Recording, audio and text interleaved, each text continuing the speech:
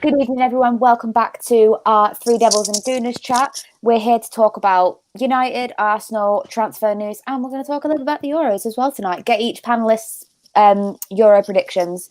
So, wanted to welcome to the show. Obviously, you've got me, always here. You've got Cian, who we have had from our Devils Advocate show, host and founder of this wonderful channel. Chelsea from She Devils United. Mel and Jen, we've got at the bottom there, are two Arsenal fans representing tonight. How is everyone doing? I'm doing well, thanks. Good. Good to hear. Is everyone pumped for the Euros? Everyone, getting in that football spirit? Definitely not under Southgate, but... Hey, Southgate's the one, apparently. I just remember we were singing it all, 4 years ago. Was it 4 years ago now? We were singing Southgate, you're the one. You still turn me on. So I'm hoping that you can turn us all on this Euros. I'm hoping so. I'm just going to go to the comments quickly just to see who we have got in here. Paul, of course, evening. I hope you're well as well. And yes, Sancho, we will go on to talk about that later. We are hoping that there's going to be some positive news. Rory, evening. Dan, good to see you again in the chat. John, as always, thanks for tuning in. Victoria, secrets as well. Evening all, hope everyone is in good form. I think we are in all good form. Football's coming back. We've got okay-ish transfer links. Arsenal aren't depressing you guys. United aren't depressing us at the moment. So I think we're all good. And of course, we've got Daniel as well. Love the timekeeping, Rach. Always on time, unlike some. Is that a dig, Daniel? I think that is a dig. I'll quickly go on to Arsenal first. We'll talk about Arsenal and their transfer, goings on. So I want to start off with Buendia. Unfortunately, you guys seem to have missed out on Buendia this time round. He's chosen Aston Villa over Arsenal. Jen, what's your whole take on the Buendia situation? My whole take is, if we wanted him, we would have got him. We were not willing to pay over 30 million for him. Yeah. And that was it. It didn't matter. That's what he was worth to Arsenal. So, no, they didn't want him. And I'm not worried that we didn't get him, because that was even, the window's only opened. So please, God, we'll do something before the last week, because normally we leave it to the last week. So we'll see. Yeah. I mean, I was only saying on the show last night that I genuinely can see Sancho being dragged out until deadline day, which makes me sick, because it seems like one of the easiest transfers in the world. Like, I'm not a negotiator, but the lad wants the club wants the lad. What's the issue? Like, there seems to be absolutely no issues, but, typical United, just doing it the hard way as usual. Mel, what's your take on the Buendia situation?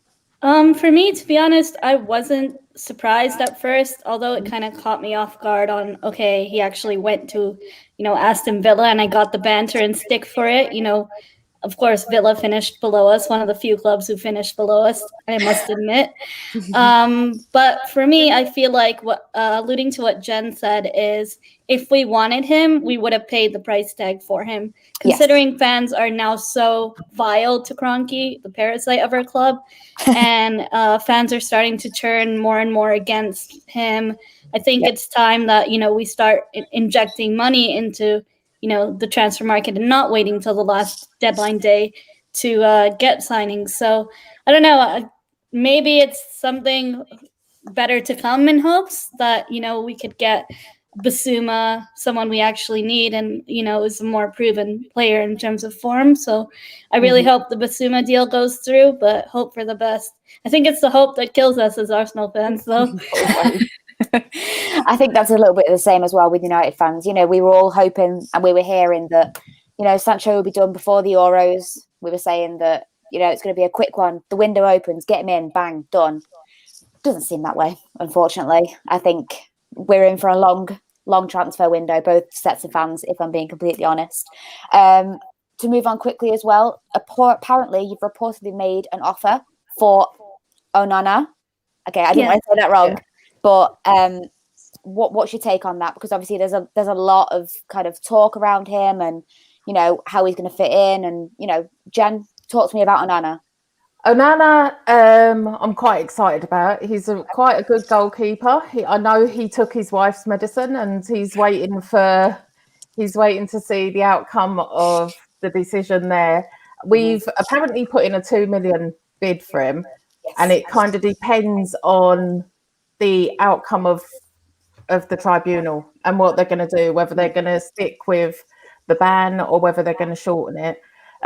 He plays out a lot from the back, which scares the life out of me. It always has. But like from what I've seen, now I haven't seen a lot. I've been on YouTube and just watched a few bits, and he looks class. Do you know, I think he'd be a really good buy. The only thing is, if we do buy him and he's still banned to January, I think we will probably lose. Oh my God, our goalkeeper. Leno. My brain because I've got too many names going around there.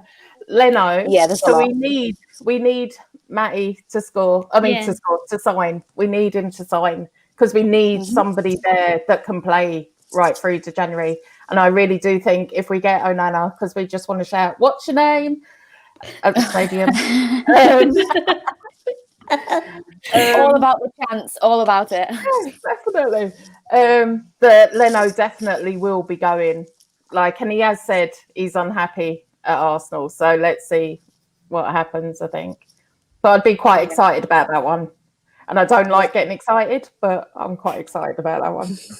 Because as you said before, it's the hope that kills you. Yeah. Mel, what's your take on Onana? Because obviously he looks like a very, very competent and talented keeper. So what's your take on it? I know the whole situation around his trial and, pending restrictions or suspensions, whatever. But I mean, if you've got to get him, you've got to get him. What's your take on it?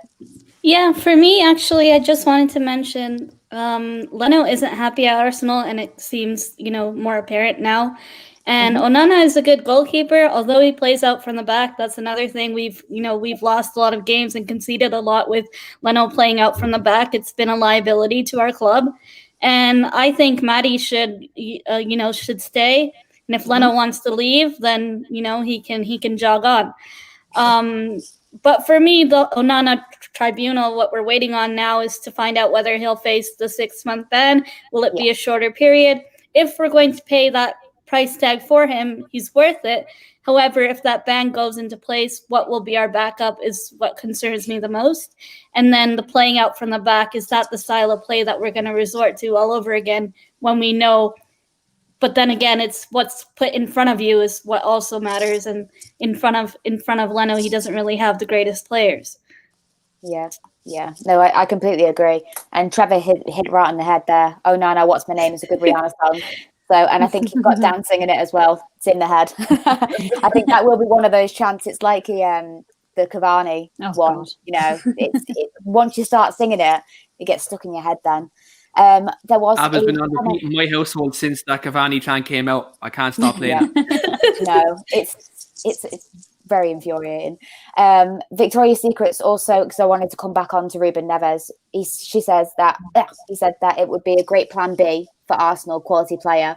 What do you take on Ruben Neves? Who wants to go first? I think it's a smoke screen. I think it's his agent is pushing it towards Arsenal rather than Arsenal asking the agent. I don't know about him, to be honest. I think it is a complete smokescreen, and we're going to be really shocked with who we get. Hopefully, please God, touch wood. I'm not. I think he's a quality. I think he's a quality player, and I think he is actually really good. Yeah, I think he would fit in quite well. Mel, what's your take on Neves? For me, I actually seen him play so he plays for Portugal, and they're playing right now. Although we're not seeing much of him on the pitch right now. To me, for Wolverhampton, he has been really good, and I think he'll fit right into our squad. And if we were to get him, I feel like we'd go back to the 4-4-2 style of play, that we should play, or a 4-3-3, a different formation that, we're suitable to play, a different style of play. I think he's well worth the price tag, but I kind of feel like, does he actually want to come here? Is he going to be a player who wants to play for the badge? Or is it just his agent pushing him the deal, like the whole Willian situation? I don't want another nightmare like that. No, I don't think so. Jen and Mel, just because obviously we're not massively clued up on Arsenal's links, is there anyone else that you'd like to talk about to see if there's any like traction with any other players?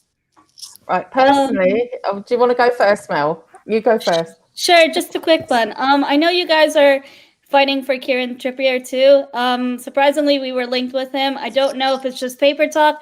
I feel like he'll come to you guys. But something new I found out this morning was Ben White.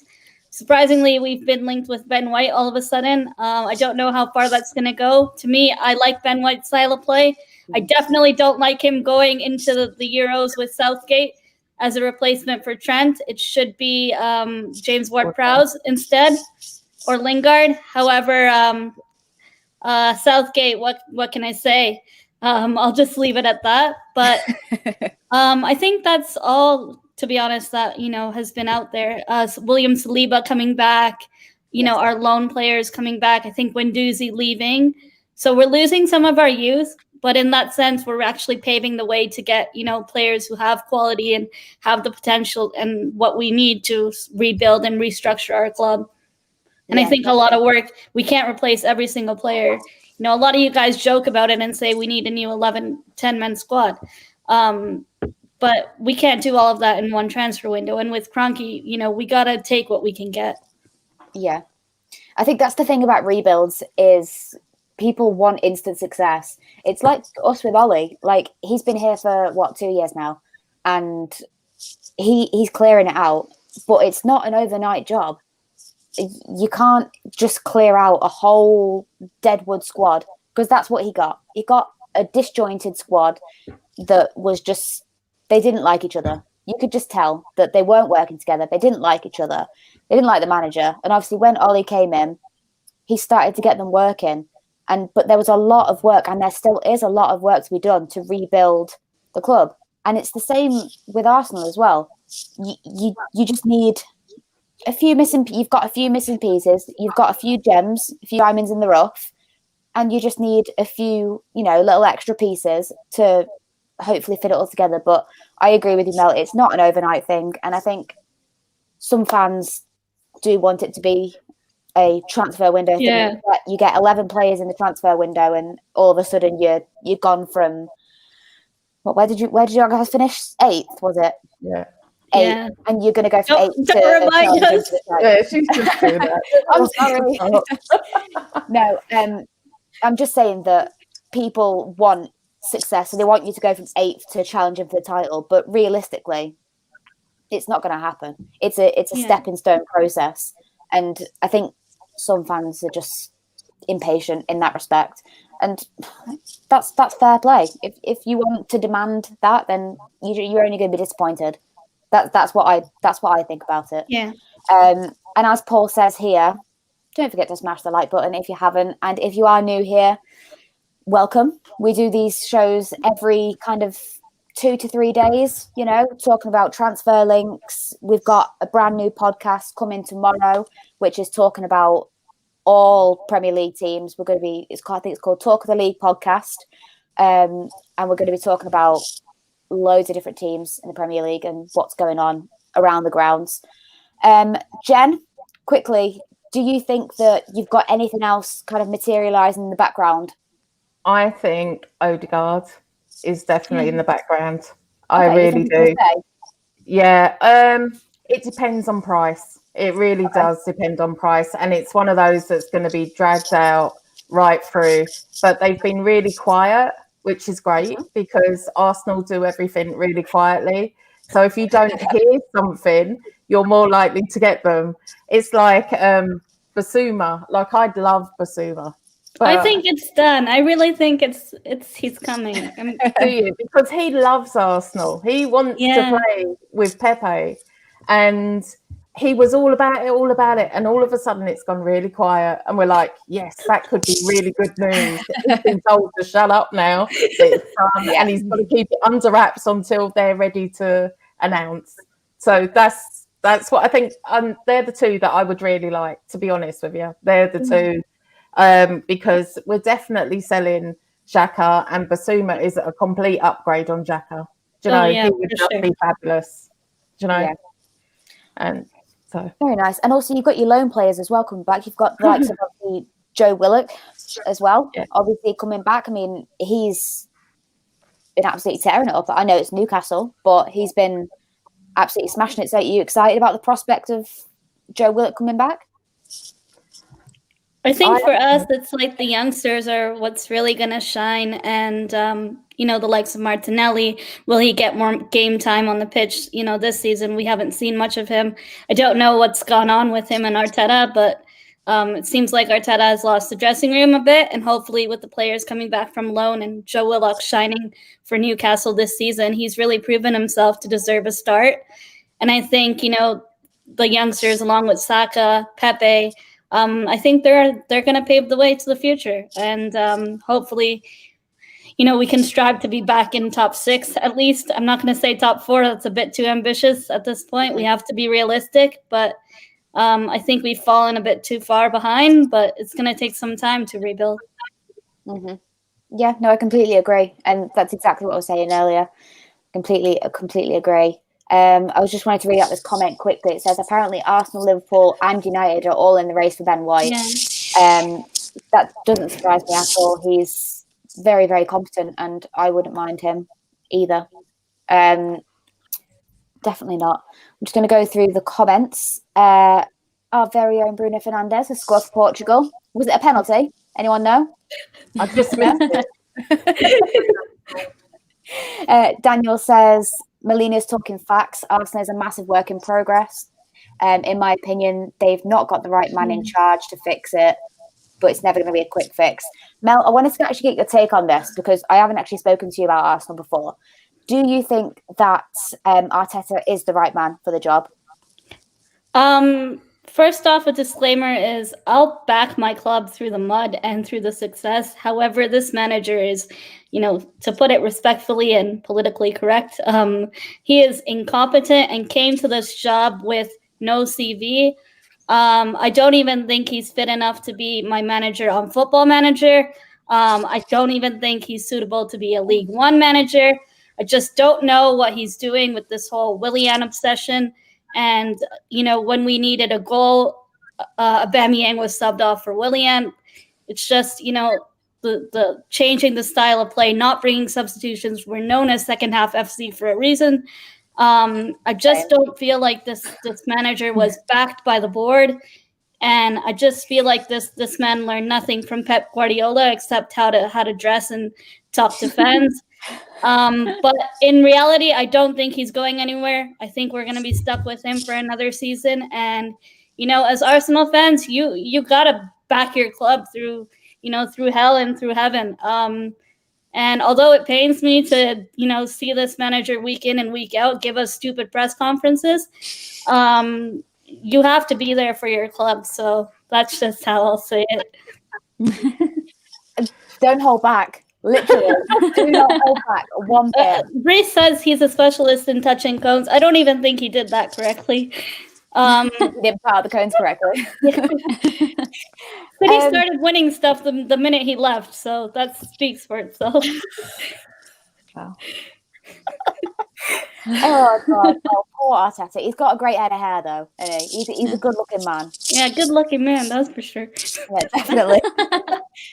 Jen, I know I've spoken to you about this 1,000 times, but has your stance changed at all? Are you kind of agreeing with Mel, or are you Arteta in? I'm Arteta in. So we're going to agree. We'll disagree here completely. He's young. He shouldn't have got the job. He really shouldn't. I didn't back him when he got the job. But now he has the job and he's been in it 2 seasons. He's won us an FA Cup. He's won us the Shield, Charity Shield. I know it's only Charity Shield, but it was against Liverpool. And we still managed to beat them. We have beaten 4 of the top 6. The only ones we haven't beaten are Man City and Liverpool in the league. So for me, it shows improvement. It shows he can do the job. And I like him to look at as well. I don't like when he opens his mouth. I'm a bit like, oh, just shush, just stay quiet. Let me look at you. But I do feel we've improved in that respect. And oh my God, from the manager we had before him, I can see an improvement 100%. And I know we finished in the same position, but you can see the style of play. Whereas I could not see the style of play before that. And I was like, oh my God, where are we going? What are we doing? Whereas now I can see a style of play, especially since January when we got Odegaard in and when Smith Rowe started playing, that there is something there and he knows what he wants. It's just trying to get the players in to do it. And like Mel said, we feel we lost the dressing room a bit. But by bringing young people in, by getting youngsters in, that's the way to get the dressing room back, because they will want to play for us. They will want to win things. And we've got nothing else to play for next season, only the league and the FA Cup and the other cup that I can never remember the name of, Carabao Cup. Time. For me, it was the Milk Cup when I was little. So that'll tell you. You know, so I'm just praying, really praying hard that he'll get his act together and get the style of play that he needs, that he wants at the Arsenal, that I've seen since January. And he can do something good. If he doesn't do it up to Christmas, I will back the board to sack him. Do you know? Yeah. But I have to trust him. I always see the positive. You know me, Rach. I always see the positive in things, and that's just the way I am. And I'm praying that he will prove me right and Mel wrong. The exact same with me there, Jen. I completely get where you're coming from, because everyone knows that I'm Ollie in. I'm not hiding that. But first and foremost, you have to be your team in. You have to be Manchester United in. You have to be Arsenal in. Like, oh God, that hurt. Oh, it's stuck in my mouth. Say hello to your mother for me. But no, you have to be your team first, and you have to back the team, the boys, from the fucking men that put out the cones to the manager. You have to back them all. And you know what? I agree with you. I don't think he's going anywhere, just like I don't think Ollie is going anywhere. I know there's most of our fan base that don't agree that Ollie is the right man for the job.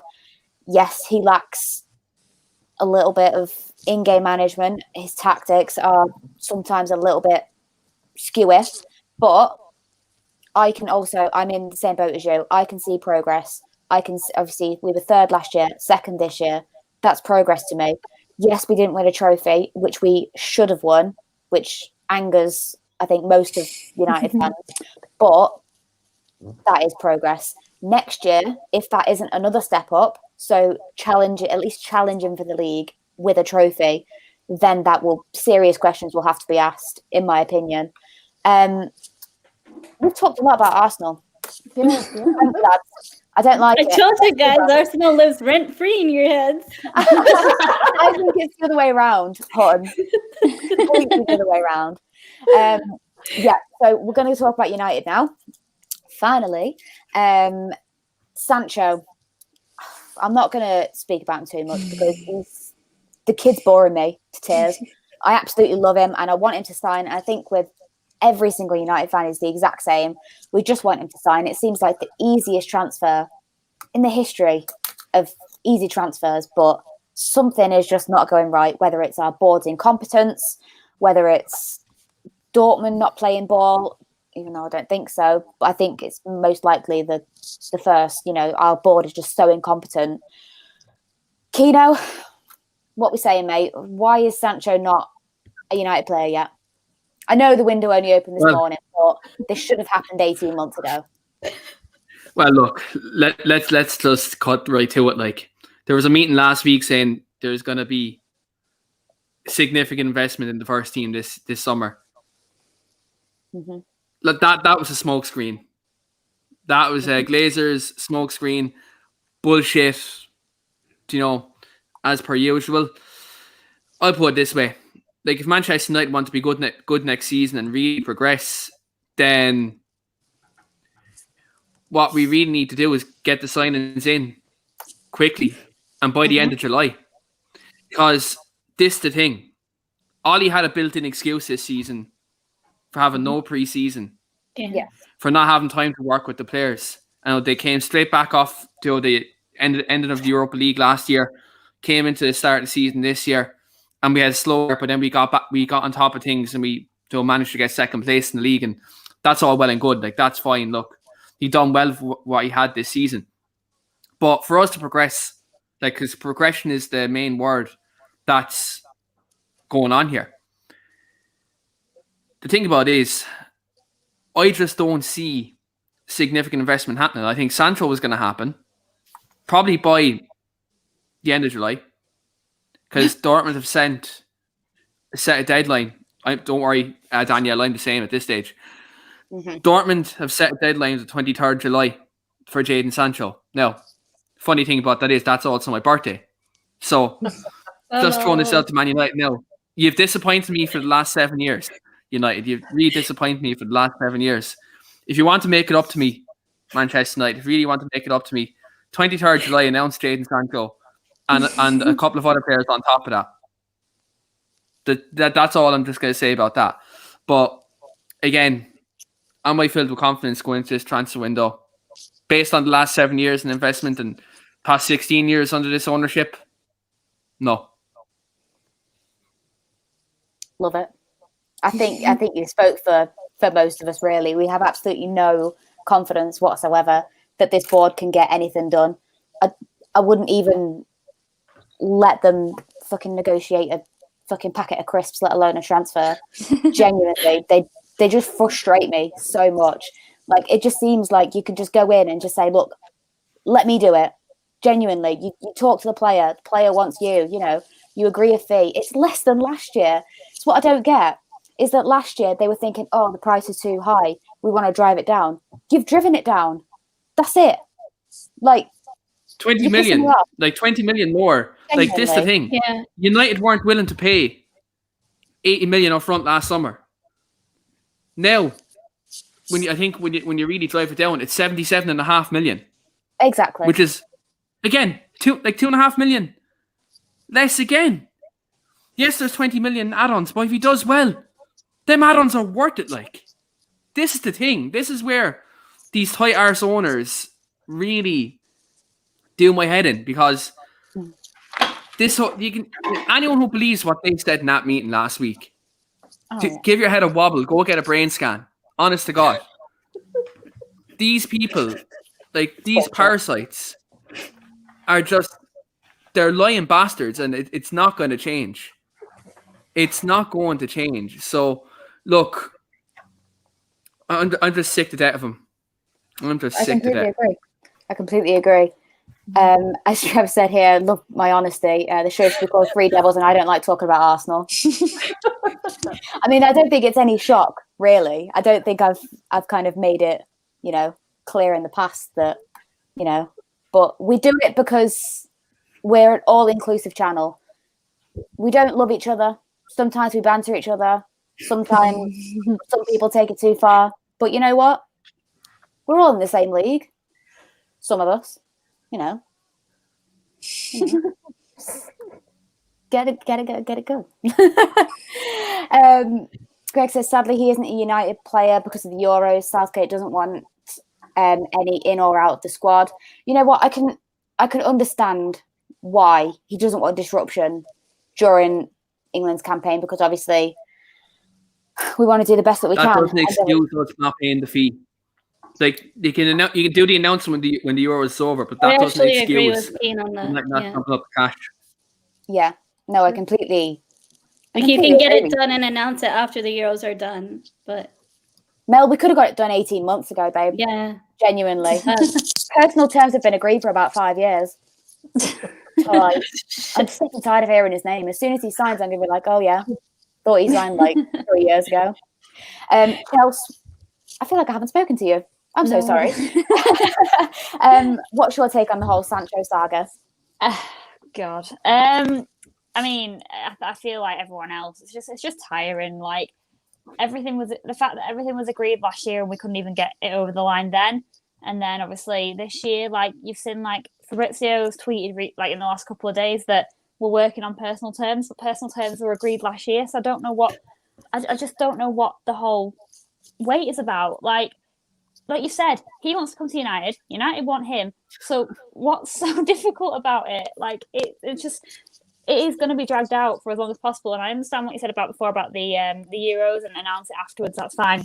Mm-hmm. But I just, it's just so frustrating. Like, we shouldn't have to be working this hard at a transfer that was pretty much should have been set in stone 12 months ago. Like, and I agree with what Dan said in the chat before, in the comments before. I'm going to mute the word Sancho because I'm fucking sick of hearing about it. Honestly, honestly, yeah, it's so boring. Because they've dragged it out so long. It's ruined it almost. And then, like you said, when we do sign it, we're like, yay. Anyway, move on. Moving on to the next. It should be this whole like fanfare, but yeah. Yeah, I am confident. I am confident it will happen. I genuinely do see it happening. But when they announce it and when it happens, it's just up in the air. I have no idea. So yeah, no, I completely agree. Moving on to another kind of new-ish transfer target, Kieran Trippier. Cian, I know you're a massive fan of Kieran Trippier. You think he would be a great addition. Talk me through why. Convince me. Convince me why Kieran Well, first Trippier of all, would be that player. Armand Bissaka going forward is null and void. Yeah, more or less. I think when you look at the way we struggle, you look at United. We always play down that left hand side. We always, it's always a one way street. And I think with Kieran Trippier against the teams that sit back and really play the low block, and you see that, I suppose, all the balls going down between Rashford and Shaw that side. Rashford and Shaw. Bruno takes a shot from 30 yards. Mm-hmm. We don't have any of that. With Trippier, he'll link up with a Sancho on the right hand side if we get Sancho. Mm-hmm. You'll see Kieran Trippier on the overlap and putting in a good cross into the box. Not just Wan-Bissaka is hitting hope. Kieran Trippier's ball delivery is cash money. Like I said the other day, it's cash money. Even watching him for England the other day, I know they didn't score, but some of his crosses that he did pull in were really, really good. And no, it wasn't my Wi-Fi. I had to log out my work computer because I was off. So I had to log out my work computer. It wasn't my Wi-Fi. I was killed here. I just had to run upstairs. But when you look at Trippier, I think he is a very good, right back. Yeah. That will provide competition to Armand Bissaka next season. And look what happened when we got a fullback in this season to provide competition for another fullback. Look what we've done. We got Telles in for a similar fee to what Trippier is going to come in for. And look what that done to elevate Luke Shaw. So against the teams that sit back, Trippier would be very good. In the big games, Armand Bissaka will do the job. It's all about rotation. You look at the top teams in the Premier League. Manchester City have two top right backs in Cancelo and Kyle Walker, and both do two different very things. Cancelo is the more defensively astute right back. Kyle Walker be the one for going forward.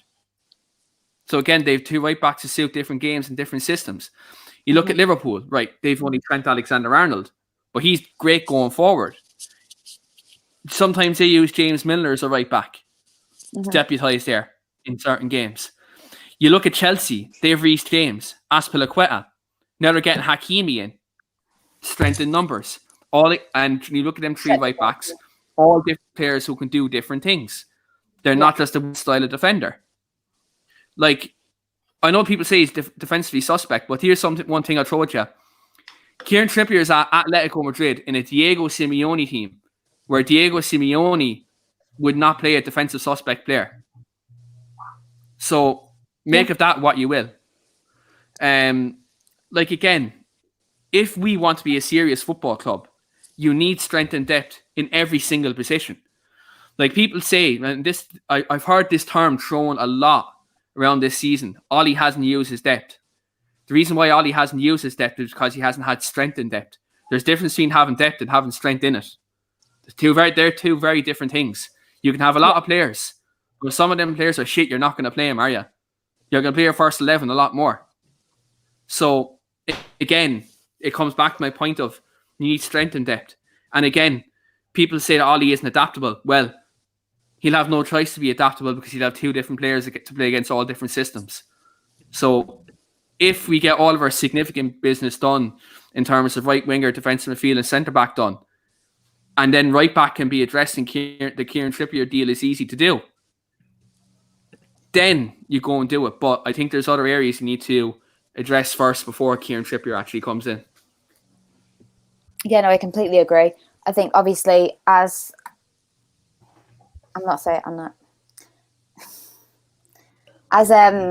Wayne, I'm not reading your name because again, I'm sick and tired of it, absolutely sick and tired of it.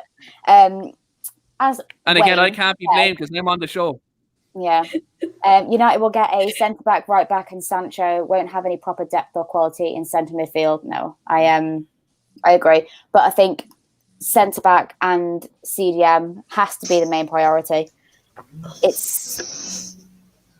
It has to be the main priority. I mean, centre back more than anything, because although I love him very, very much, and it breaks my heart, Victor Lindelof is just breaks my heart. But he's not as good as.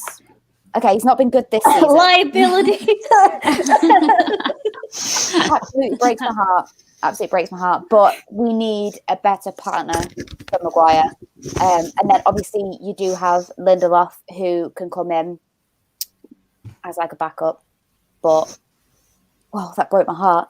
Chelsea, what are you saying about Trippier? Are you excited about the prospect of Trippier, or are you Reece? Ethan. Are you excited?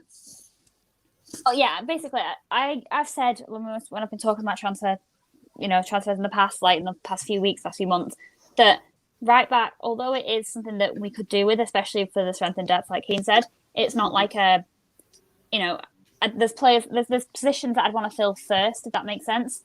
But like he offers, like at the end of the day, Trippier does offer something a little bit different to Wan-Bissaka, and like Wan-Bissaka, he's our only real sort of right back that's going to start every game, and I do worry that the similar thing's going to happen to like Maguire, for example. He's going to get burnt out, he's going to get injured, and then we'll be stuff with what to do next. So it'd be nice to have a bit more squad depth and him to be there. Like I said, to offer something different, to be a backup, not backup, but do you know what I mean? Like to have that option, and then you can play that different player against different teams depending on what sort of player you need. And for the price that he's up for, not a bad deal for him, especially if I've seen him play. Obviously, watched him play against England. He's just won the league with Atletico, so he can't be that bad of a player. But yeah, if we signed him, I'd be very, very happy, but only if the other areas of concern, so centre backs, CDM, and right wing, are addressed. But it definitely won't be a bad transfer to go for, and I'd take him 100%. Yeah, I've had my suspicions. I think when he was first kind of linked with us, I was like, are you having a laugh? But the more you think about it and the more you sit down and think about it logically, it does make sense. I mean, he's a solid player. I mean, yeah, you did kind of swing it for me the other day when we were on the show, and you were kind of pitching it to me a little bit. I felt like I was being sold someone. You were pitching it to me very well, so I appreciate that. But yeah, when you sit down and you think about it, you think, okay, it wouldn't be so bad. I think, when you just see someone who's left an English club to go abroad, and then you'd like, he wants to come back, and it's like, are you having a laugh? But I get it. Reece, I want to quickly come to you about Rafael Varane. What we're saying about Varane? If you want to win the league title, you bring Varane in tomorrow. Tomorrow? Pretty much. You get it done ASAP. Like, if you want the best option, you go for Varane. So, yeah, 100% bring him in. Yeah. Kino, are you in the same boat? Yeah, look, when you look at the fee that that's touted for him, 60 million, that's a steal. That's less than what we paid for Maguire and what Liverpool paid for Virgil van Dijk. So, look, he's a world-class centre-back. He's a leader. So he has winning pedigree. It's a no-brainer. And also allows Maguire to play in his preferred side as the right-sided centre-back. Do you know, which Varane is the left-sided centre-back. I know he's right-footed, but he plays on the left-hand side a lot of the time for Madrid. Yeah. So, look, for me, it's a deal that makes sense. Madrid want to sell him. I fear he may go to Chelsea. I have that fear that Chelsea may swoop in. They are also linked with him. But, again, as Rhys said, if you want to win the league, you want to be serious, you want to challenge for the league at least. You're bringing Varane in. He's best in class. Jadon Sancho is best in class. If you want to be serious, you have to get best in class signings, and Raphael Varane is definitely it.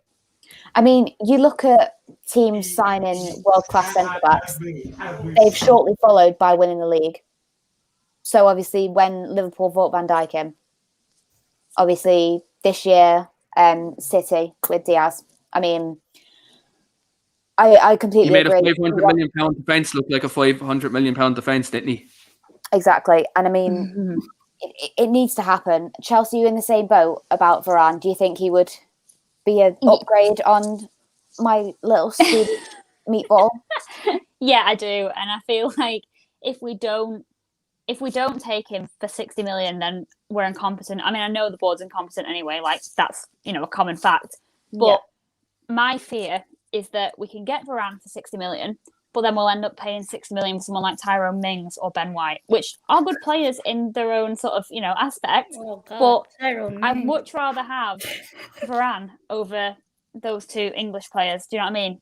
And like, I just hope that if he's interested and he wants to come and we put the bid in and they're happy with it, that we get him, because it, 6 million's a steal for Varane. And I think he could really, really help improve our defence. Like, no offence to Lindelof, like it can still have a few games here and there, but I think Varane would be a really, really good addition, especially to partner with Maguire. What?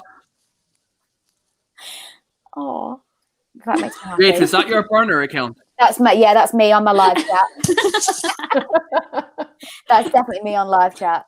No, it is not me, but I'm not that deluded, unfortunately. I love him, but I'm not that deluded, unfortunately.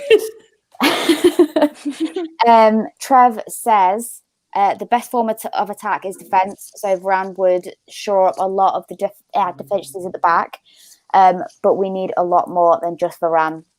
Completely agree, and CDM is another position that we need. Rhys, who would be your first choice at CDM? If you could have a pick of a catalogue, go on, get that Argos catalogue out. We'll put it this way: if I was the owner of Man United, we'd have Joshua Kimmich, like hands down. There would be no doubt about it. It'd be Kimmich, but that's never going to happen because we don't have owners; we have parasites. So. If we're not going to get a player of that world-class quality, then get Declan Rice. At least he's Premier League proven. Yeah. But I agree. Kimmich is my first choice every day of the week. Yeah. I've just checked the stock and he's sold out. So, I think we're going to have to go with Rice, unfortunately. Keane, are you in the same boat? Do you think Declan Rice? Yeah, look, anyone who's watched this channel knows my feelings about Declan Rice as a person, but as a footballer, he's an absolute baller. He is an absolute baller. He's top notch. And again, he reminds me a lot of what Michael Carrick done this season. When I watched him at West Ham this year, it reminded me a lot of what Carrick done in the 2012-2013 season, in terms of being that anchor in midfield and being kind of that Rolls Royce and making everyone tick. Yep. So for me, I think Rice is that option. Like, people throw Ndidi around, but Ndidi's a great breakup player. No, thank you. But so is Fred. Like, Fred is a great breakup player as well, right? But he can't do anything with the ball. Ndidi would be something similar to that. Do you know, like, tall Fred. He'd be, like, Ndidi's great at breaking up the ball, but when he takes the ball on the half turn in a press, he's very suspect. And it's a lot of times why Leicester did drop points because of that. I think Declan Rice is more competent on the ball than what Ndidi would be. And I think he would be you know, Declan Rice would be a great option. Another one, I know I don't talk glowingly about the Bundesliga in front of Reese, but I will at this point, is Dennis Zakaria from Borussia Mönchengladbach. He'd be a cheaper option than Declan Rice, and again, he would do kind of a similar job to what Rice would do. Again, I don't think in this season Ollie will be looking kind of continental signings. I think Ollie's going to go for more proven players in this window. I think Ollie's under so much pressure. He's going to go for more Premier League or kind of more English, kind of proven more players. The proof's in the pudding. It's going to be like a Rice, Sancho. If they don't get Varane, I think they'll probably go in for Ben White because he's a Premier League proven player. Probably pay over the odds, but again, it's Premier League proven. So, Williams' comment there, Sabitzer, like I think he could do a role in holding midfield, but again, United, I think Sabitzer's a very talented player, very, very good. But when you consider this summer and Ollie in terms of the pressure he's going to be under. He's not going to want to be buying players who are going to take 6-7 months to adjust to the league. He's going to want players who can adapt very quickly. And my only concern with that is, would Ollie go for a player like a Sabitzer who's very talented but could take a couple of months to adapt to the league, and by that time it could be too late for Ollie. Yeah, no, I agree. I also like Rice, and I think this comment's a bit. I think he's trying to be sarcastic. I think this is someone from our channel because I'm looking at his next comment. And this is a troll. Oriol Romeo. Oh my god! Like, what's so technical about Romeo apart from his surname? I don't know. He isn't that good a player. He's a good breakup player, but he's not a technical footballer. He's not great at break with the ball. He's great at breaking up the play, and he's a very high yellow card record. So no thanks. Yeah, no, I completely agree. Reese, Trev said Reese wants to tell us about his forfeit if Dan James scores at the Euros. Go on, Reese. What are you doing if Dan James scores at the Euros? Up, Reese. Come on. Can someone just take Dan James and remove him from my life permanently? Like, I don't care how you do it. Like, just get rid of him. I started this. I'm so happy. I'm so happy I started this. I physically, emotionally, and mentally hate you. Like, there's 3 forms of it. Like, I'm nothing. Like, there's no forfeit because I just have no interest in the man. I've already done a forfeit, and Keane tried to get me in a forfeit, and he bottled it. So why should I have to do Dan James? No, you're all right, thanks. Moving on to the Euros, because I'm buzzing. Dan James.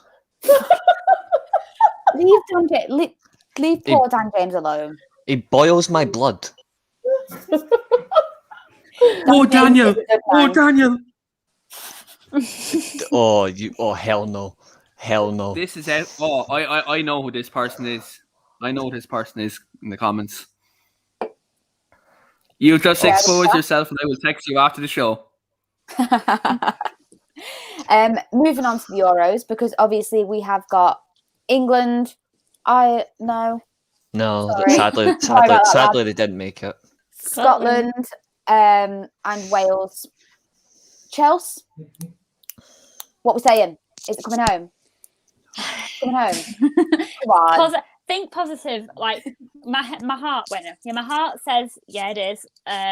Obviously, a bit of repeat getting into that semi-final a couple of years ago, and when we all thought it was coming home, and then all our dreams were shattered. That was a whirlwind. That was a whirlwind of a summer. It was. So yeah, my heart says it's coming home. However, my head says no. Personally, I think if I had to be realistic, I think it's going to be France. Unfortunately, I don't want it to be France. I want it to be England. I would, be absolutely buzzing if we win, but I think it's France. I would go on the mother of all benders. I think you wouldn't hear from me. Yeah, I'll be gone you wouldn't hear from me for a few days. Yeah, 100%. I would go on the mother of all benders. Mel, what are we saying about the Euros? Who are your picks? to For win? me, I want England to win. I really want England to win and to bring it home. However, in reality, I feel like Portugal is going to win again. They have a really good squad. They're playing right now. Bruno Fernandes, Diego Jota, Cristiano Ronaldo. It's also Ronaldo's last Euro competition, so I feel that they'll. I think they have a really good midfield as well. They have strong players in their team, and I feel like they'll do well. But for me, a dark horse would be Turkey or Denmark. Definitely, yeah. Chelsea, what are your dark horse predictions? Who do you think is going to do well, flying under the radar? Dark horse. I think that Italy could do quite well. And I also think that I can't remember what I was going to say. Oh yeah, Belgium, Italy, and I think Italy and Belgium could get quite far. I don't know if they'll win it, but I can see them doing quite well. But hopefully England are the dark horse. I completely agree. I love a good underdog story. Yeah. Jen, who's your pick for winners and dark horse? Well, just like Chelsea, my pick for the winners are France. I love France. Sorry, I have done for years. My dark horse as well was Turkey or Italy. And then I was going to wind you up and say a really dark horse would be England, but I thought why not? Wind me up, Jen. I can take it. It's fine. It's part and parcel of it. We're the bottlers. Always, having dual personality. I've got dual citizenship, so I kind of keep the English bit a bit quiet because I am always Ireland, always have been, probably always will be. But I do quite like to see England not doing too badly because, I mean, they're the players we watch week in, week out. In the team, we watch them week in and week out. So, You sound like my mum. My mum's been in England for 27 years now because she married, obviously, my dad, who's English. She moved over from Dublin. And every time that England are playing, she always, she's okay with it. But when she goes back home, I tell you, that woman has got a second personality because she's like, oh no, I hate England, hate them. And I'm like, hang the fuck on a minute. Genuinely, she's like a fucking split personality, that woman. And turn it on and off. It's very difficult. It's very difficult. But I'd love to meet your mum. I'm going to have to come over and meet her because we sound very similar. Definitely. Reese, who are your picks for winners and dark horse? Definitely not England. I've always backed the Germans since World Cup 02, so I'm sticking with the Germans. But I think France will probably win it, to be honest. Dark horse. I'm going out of 3. Turkey, Italians. Not to win it, but potentially have a shock on teams. Ukraine as well. I think Ukraine are a shock team as well for a few. Shevchenko's got them playing very well. We'll see from there. I don't know how far England's going to go. Preferably out in the group stage. That'd be beautiful. No. They'll get eliminated on penalties. They'll get eliminated at the last 16 on penalties, so it's okay. It's not happening. I'm literally so confident that it's not happening. No. I'm so adamant that you're not going to get past the last 16. I don't think you guys want to see another team eliminated on penalties. Oh no, we really don't.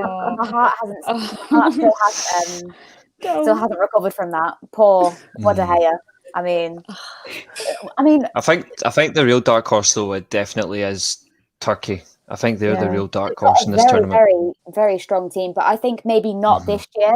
I would maybe say they would be serious kind of dark horses, maybe at the World Cup in 2 years' time, or is it next year? Next winter. Yeah, maybe even next year that they could seriously contend. But I am laying my cards out on the table. England are going to win it, and I'm not drunk. I swear. I think if England win it, I'll be physically sick and have to endure it for the rest of my life. But yeah. No, genuinely, I'm going to back us to win it this year. I feel it in my bones. I feel it in my waters. Just everything. It's our time. It's our time. Whoever wins it deserves to win it. That's all I'm saying. Yeah, but 100%. I just hope it's not England. Oh, I hope it is. Keen, have I already come to you? No. No. Winners and dark horses, go for it. Dark horses, I would go Turkey and Italy would be my two. I think Mancini in international tournament, his style of play could be very hard to beat. Could be very, very hard to beat. And he's an experienced manager, knows how to win one-off games. So definitely one to watch out for. And I hope they beat the Belgians, because one thing I just need to touch on here. If Kevin De Bruyne gets 1 goal and 1 assist in this tournament and gets player of the tournament, I'm done with life. I am done with life. Yeah. That's all I'm going to say. I am done You with know, life. We'll have to Sad go thing is, out on the pitch if that happens. That, to be fair, he has to see the opposition's half first. Yeah, absolutely. But look, for me, I think Portugal are going to win it for me. I think back-to-back tournaments. They've a lot of depth in their squad. Again, I do agree with Sean. I think a France-Portugal final is very, very possible. I think France will top the group, but I think Portugal will come second in that group. But I think you look at Ronaldo being his last ever tournament, he's going to be motivated. Bruno Fernandes, Ruben Diaz, Diogo Jota, Ruben Neves. They've so much depth. João Felix. They've so many good players. France also, the fact that they've Pogba, they've Kante, Griezmann. I know Giroud is still banging in the goals for France as well at his age. He's just international level. He turns into a different player.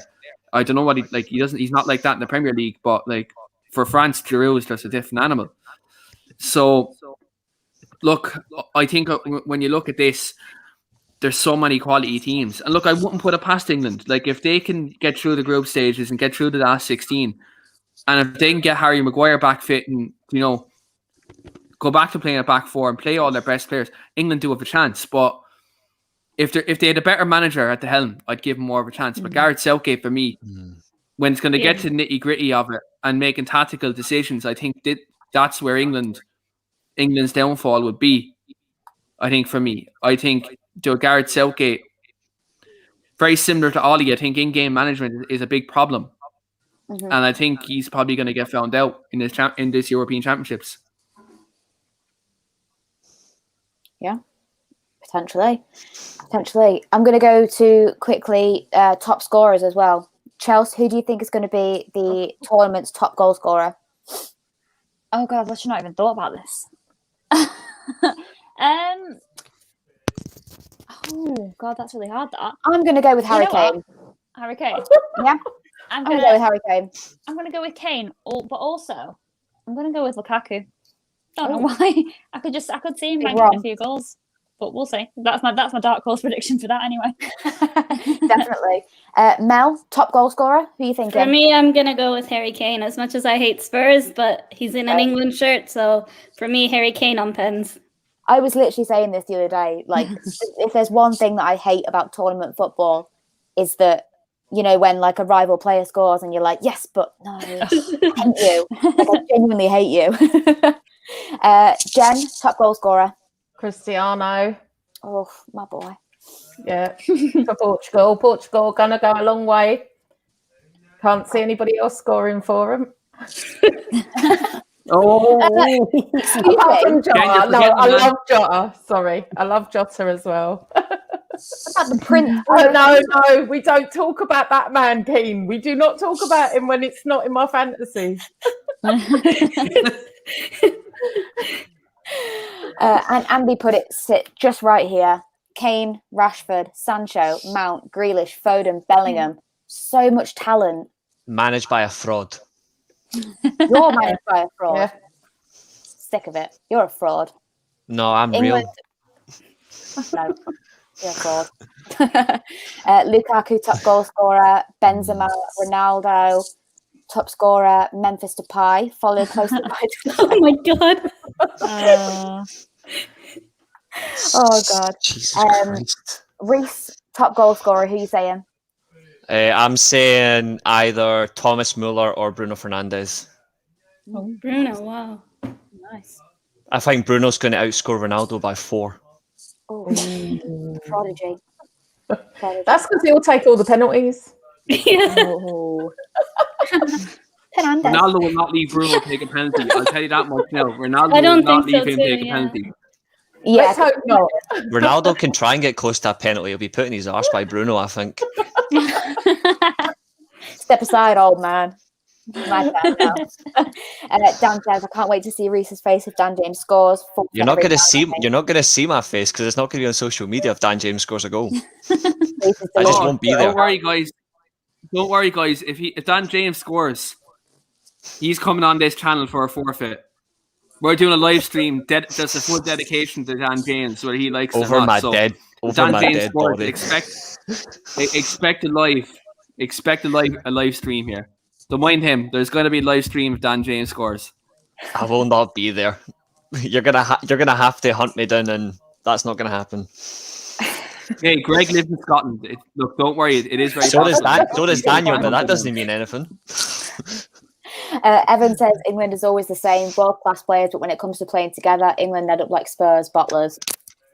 Truth. Yeah. Not this year, Evan. England, Not this to year, put mate. it the nicest way possible, this is my opinion on England. England are the Benfica of international football. They've won something once and they'll never win again.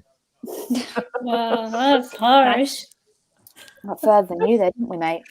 Here, we're a proud nation. We celebrate corners. That's enough for us. We don't need to sing It's Coming Home. You can sing It's Coming Home to lose on penalties. That's enough. We'll just celebrate corners and throw-ins. We're a proud nation. We'll get drunk. Reese, I've got a proposition for you. Oh, this will be a first. If it's anything with Dan James, like. It's not Dan James related. So, All right then, go on then. if Scotland beat England, I will wear a Scotland shirt. But if England get to at least Wow, no way. semi-finals, you have to wear an England shirt. Yes. Oh. And get Dan James on the back of it. Yes. No. I have a better one for this England jersey. I have a better one who he gets on the back of it. Go on. You have to Dan get. James. No. Since we've two Arsenal fans on the show, we get No. Bukayo Saka on the back of the jersey. Yes. Our star boy. Yes. What are you saying, Reese? I'm up for it if you are. So let me get this Number straight. 25. We beat you at England, which is going to happen anyway. Che Adams, 91st minute. Yeah, it's not. Okay. Bruno, the screamer. I've got to wear. Oh, fuck's sake! So I've got to degrade myself to wear an England shirt if you get the semi-finals. Yes. You know what? Wow. You're on. Yay. Saka on the back as well. Wow. Bruno just scored a worldie. Did Yeah. it? Wow. Yeah. No, I'm not getting a player That's how shirt they name on the put back. I'll Cristiano went just wear it. Yeah. I will. You can clip this up. I'll hold you to that because Here, I'm a man of my word. I said to Keane that if his forfeit actually worked, I would have worn a t-shirt with I love Dan James, but I definitely don't. So lightning's gonna strike twice. no. I'm good night, Paul. Paul's off. Good night. Yeah, so I think we're gonna wrap it up there, guys. It's been a great show. Can I just give my top score? Oh shit, yeah. Go sorry, Keno. Go for it. As much as I don't want England to win it, I think Harry Kane can nearly bag it, I'd say, between the group stage and the last 16. I think England do have a handy enough group. I think like Croatia, I think England will beat them. I think in no disrespect, Reese, I think Harry Kane will bag a few against Scotland as well. I think do Kane will strongly believe that. score it. Kane will score against Scotland, but they won't beat Scotland at Wembley. It'll finish 1-1. I would love to say we win, but I don't think we will. I think it'll be a draw. Dan agrees with you, Reese. England and Scotland will be I'm a draw. going to go Harry Kane. I can't see past him. He's just The only thing I'm looking Great forward to striker. most of all is that mascot Phil Foden getting on the pitch and he gets snapped in half by Grant Hanley for that stupid haircut. What is that hair? Like, I don't know, but like his brain cells are going. It must be a recycled plastic haircut because I've got no idea. Rory, I think I like this. Like this would make my heart melt. no, it's not happening. But it's never going to happen. It's not I happening. think Scotland will beat England. No, it's not I happening. think it's the one game in the. Wait. Did I just hear Jen say Scotland will beat England? Yeah, I've I said it fucking all along love you. straight away. Scotland will be up for it more. England will think they'll beat Scotland easy, and Scotland will do maybe only 1-0, but they're going to win. Do you They're think gonna win. England will overthink it? Unbeaten in 15 competitive matches as well. So Yeah. Scott McTominay winner. Yeah. no, we won't go Yeah. that far. It's not happening. I'm so confident. So we've got a deal, Reese. If you We've beat got a us deal. at Wembley, I'll wear a Scotland shirt. And To if be fair, it's not that bad like wearing a Scotland shirt. You'll be wearing something that's rich and proud of history. If you're wearing an England shirt, you'll just have to suffer in silence. I'm only messing. But you've got a deal. okay, cool, fabulous. Tim, we're gonna you know wrap it what up to do. there, exactly. Clip that up, Tim. Trev, why would you say that? What did you say? We've got them in January of the tournament. Imagine the scenes. Is it just national shove Daniel James in Reese's face? Like it's just horrible. Billy Gilmore winner. Ooh. No, not happening for me. He won't be playing, I'd say. Gilmore off the bench and scores a free kick. That'd be beautiful. Definitely not. We are going to end it there, guys. Thank you to everyone who's gotten in the comments tonight. It's been popping. I've been struggling to keep up, so I really, really appreciate it. Don't forget, tomorrow night we do have a new podcast launching called Talk of the League podcast, where we talk about, it's going to be hosted by Greg. We're going to be talking about the whole league, every single team in there. I think we've got Adam for the United side, Adam Matic, and we've also got Steve McGrath for the Spurs side. Is that right, Keno? Yeah, that's right, yeah. Cool. And that's at 9 p.m. tomorrow. Am I right? Yeah, 9 p.m. You're spot on, Rach.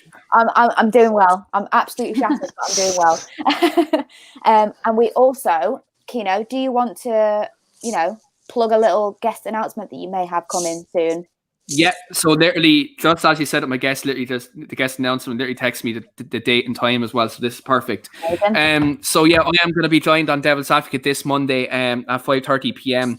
by author and Manchester United fan Wayne Barton. He recently wrote the book on George Best, and also wrote books on David Beckham and other Manchester United players. And he also was involved in the film on BT Sport on George Best that was released after the Europa League final. So I will be speaking to him this Monday at 5:30, and we'll be talking about his recent book releases, and we also will be speaking about Manchester United's season and where we think we can go from there as well. So do check that out this coming Monday at 5:30. Amazing. Check that out. And also, please like and subscribe to the channel. It means a lot. It's been great chatting to you all tonight. I know we've had a massive, massive conversation, and I appreciate you all coming on. Really, really appreciate it. Keen, do you want to shout out your socials and where can the guys find you? Yeah, so you can catch me at Keen_Franey on Twitter. Recently got a Twitter suspension because UEFA are rattled by me. So, I'm never going away, guys. Don't worry. I will always be here shithousing everyone. So do catch me there. Chell, where can the guys find you? You can find me on Twitter, and it's ChellUTD. But be nice. Yeah, be nice. No more bullies. I can't be doing that anymore. I'll come for you. Just send them my way. Watch out, Rachel. I've been on the warpath today. I've been responding to everyone being like, "You weirdo." Yeah, Rach is there. Don't mess with me. Literally. Just send them my way. I'll cancel my social media break early.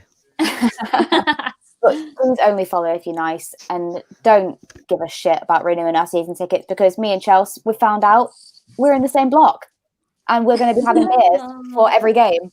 So wait. Small world. So yeah, I can't wait for that. And I'm not sure what any of you think about renewing my season ticket. Mel, where can the guys follow you? You can find me on YouTube at Miss Melina, and on Twitter at Melina SELVA 7. And thank you for having me on. No problem. Thank you for coming on as well. It's been absolutely amazing. We've absolutely loved having you on, and we'd love to have you back if you'll have us. I have to think that one through. I'm just joking. Jen, where can the guys follow you? On Twitter at Gooner. What am I? Gooner_Jen. I don't even remember then. It's been a long day. Yeah, it's been a long day. I completely agree. Reese, where can the guys follow you? You can find me on Twitter at UnitedVenom7, injecting lethal venom into clowns. And also, if you're into gaming, I'm also on Twitch, Reese_Lightning1997. Thanks for having me as well. No problem at all. Dan sums it up perfectly there. Twitter is a cesspit, and yes, Twitter is a cesspit. You can follow me at RachMUFC7 on Twitter, but again, be fucking nice, because I'm sick and tired of all you fuckers. Put it this way, if you want to follow us, don't be a cockwomble. And I'll leave it at that. Thanks everyone for getting in the comments as well. I really, really appreciate it. Tune in tomorrow night, 9 p.m, Greg's first show for Talk of the League podcast. Be there or be square. See you later. Bye.